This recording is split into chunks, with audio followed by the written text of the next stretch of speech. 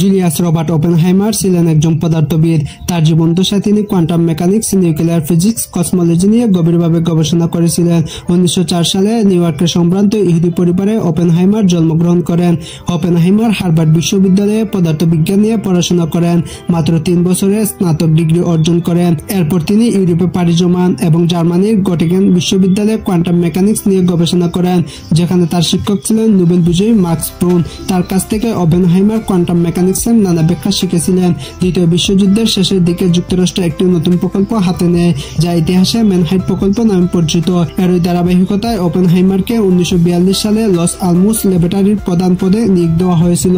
তার নেতৃত্বে 1945 সালে বিশ্বের সেরা সেরা বিজ্ঞানীরা একত্রিত হয়ে প্রথম পরমাণু বোমা তৈরি করে, যার ধারাবাহিকতায় 1945 সালের 6 ও 9 আগস্ট জাপানের হিরোশিমা ও নাগাসাকি শহরে পরমাণু বোমা ফেলা হয়, যা লক্ষ লক্ষ মানুষের প্রাণহানি ঘটায়।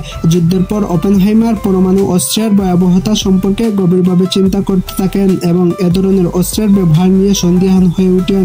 তিনি গণহত্যার অস্ত্রের প্রসার ঠেকানোর পক্ষে কথা বলতে থাকেন, ফলে মার্কিন সরকার তার বিরুদ্ধে ষড়যন্ত্র শুরু করে। 1954 সালে তাকে কমিউনিস্ট সন্দেহে মার্কিন সরকার তার নিরাপত্তার ছাড়পত্র বাতিল করে এবং তাকে ধীরে ধীরে আমেরিকার পরমাণু নীতির কেন্দ্র থেকে সরিয়ে দেওয়া হয়।